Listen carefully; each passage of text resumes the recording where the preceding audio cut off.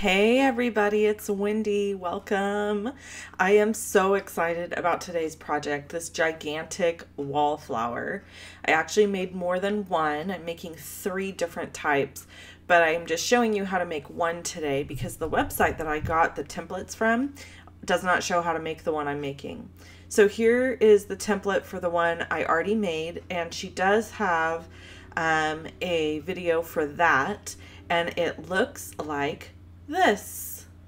Isn't this gorgeous? It's a gigantic dahlia, and I'm holding it in front of me. Like, you can kind of see my shirt there underneath.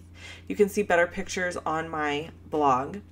I got these templates from anyonecancraft.com, and she asks that you don't sell the template, but that you can sell the flowers if you want, which I'm not selling the flowers, but here's a little tip from me. If you take Tombow glue and you put them on the back of the templates after you cut them out, you print them. I printed 5 templates and I cut out each piece. You see here how there's different sizes. So I cut out all those different sizes, and then I put the Tombow glue on the back, rub it all around, let it dry, and it makes it tacky. So then I took these 3 pieces of paper, stacked them up together after I traced just that one outline, and I cut all of those out. So you need 11 of the big giant ones, 6 of all the other sizes. Then I took a bowl that I had in my cupboard and I traced a circle, and this is going to be the platform for which everything goes onto when I'm all done. Actually, it's going to cover the platform, to be truth be told, because I decided to use some chipboard, and you're going to see that here in just a second. But I just cut out the circle. So I kind of slowed the video down here so I could catch up telling you the process of this. Step 1 is to go to the anyonecancraft.com, pick the templates you like. If you want them gigantic like these, you're going to print them in US letter if you're in the United States, and A4 if you are not. Then you're going to print 5 of them, cut all of them out, cut all the different sizes out so each one is its own template. Put the Tombow glue on the back, rub it in, leave it sitting there for a minute so it dries and it gets tacky, but it's not going to be where it will stick to your paper permanently. Then trace all of your templates onto cardstock. Now I chose Berry Burst cardstock for this flower, but the first flower I showed you is from Lemon Lime Twist, and I'm making all of these, I'm making them in colors for my big launch party next week that I'm hosting with my friend Katina Martinez. Once you have everything cut, you're going to have several varying sizes that look like this. And I'm able to stack 3 at a time together using these Mondo Awesome scissors from Stampin' Up that they no longer sell. I'm sorry. Wah. And then I started out using my bone folder this way, thinking I could curl the ends of the petals like this.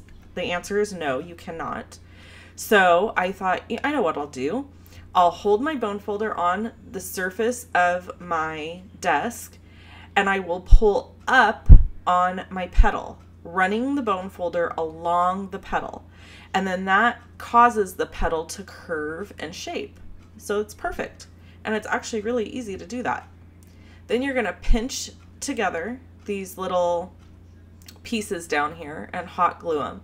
Now, in the Anyone Can Craft videos, she shows that you just use this other kind of glue. I prefer hot glue because I am planning on hanging these on my wall and I want them to really be permanent. I'm not sure what kind of glue it is that she uses. The other thing is, if you don't want your flower to be this big, she has templates over there for flowers that are the size that she makes in the video. So they're still big, but they're not giant. Like, these are huge. And so like this one petal takes a whole 8.5 by 11 sheet of cardstock. So I had to use 8.5 by 11 sheets of cardstock to get enough petals. Now, if you look at the photo of my flower, you can see that there's 2 little spots where it doesn't look like there's enough petals. I ended up going back and adding those petals later. So just FYI on that. You can just go back and add in petals where you think you need them. And your flower is going to be completely dependent on how you place it and what size circle you use and all of that. So here I am holding down the flower petals, and I'm using my pencil to mark where I have placed them so that when all of these petals come up off of the chipboard, I will be able to line them back up and adhere them down easily.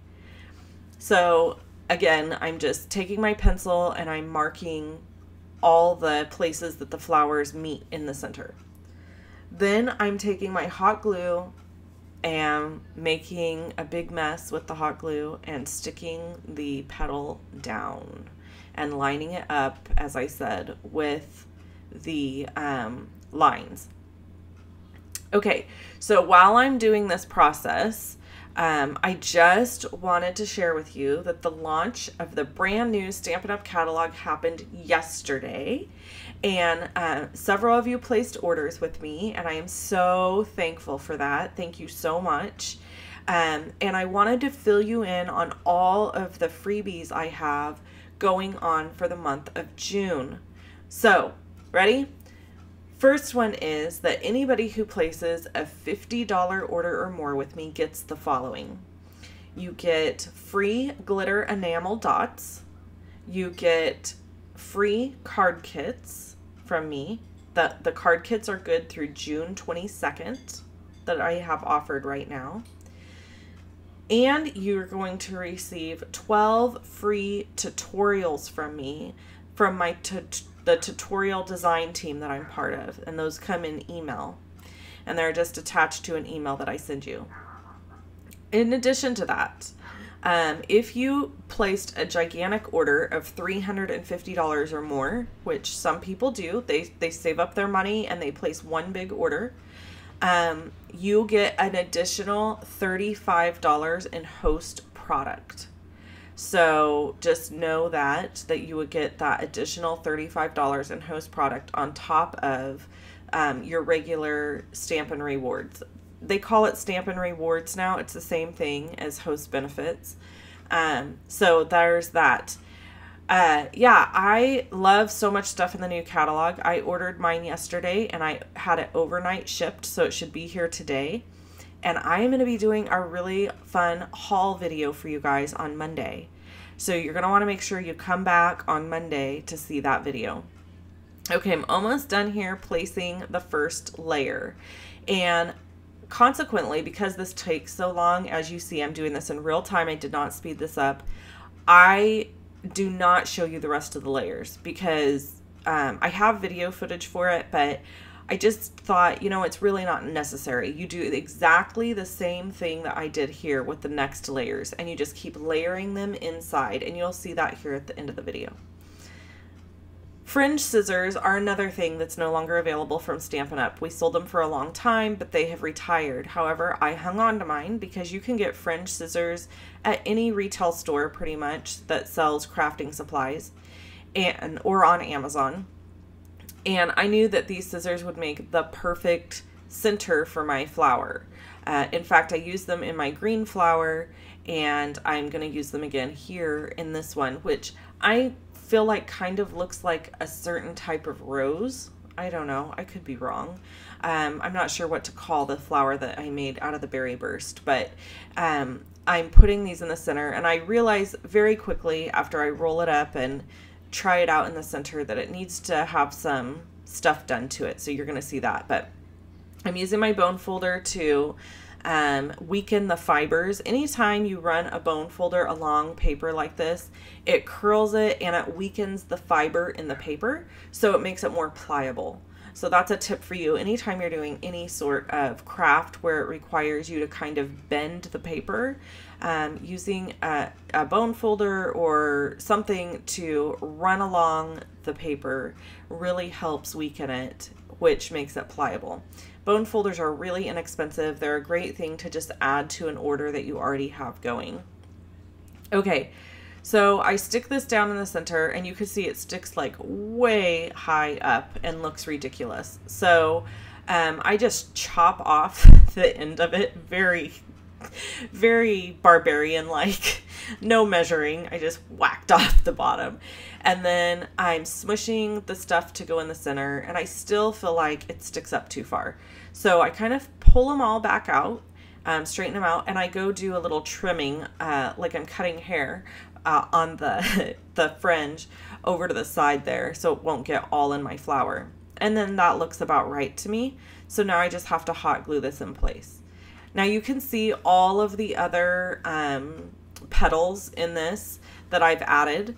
So this ended up taking 11 large petals, 6 of every other petal size. So 11 of the large petals and 6 of every other petal size. And that gave me the complete look. Now, when you see this photo coming up right here, here it comes. You can see down at the bottom where there's like a gap, and then off to the left, I added a couple more petals, and that made the 11 petals. It just bothered me. Probably no one else would have noticed, but it bugged me. All right, if you want to see a couple other videos from me, you can click on either one of the images that you see here. And to subscribe to my channel, just click on the little circle that has my face in it. I always love getting a thumbs up, and when you leave comments on my blog or my YouTube channel. Thanks so much. Bye-bye.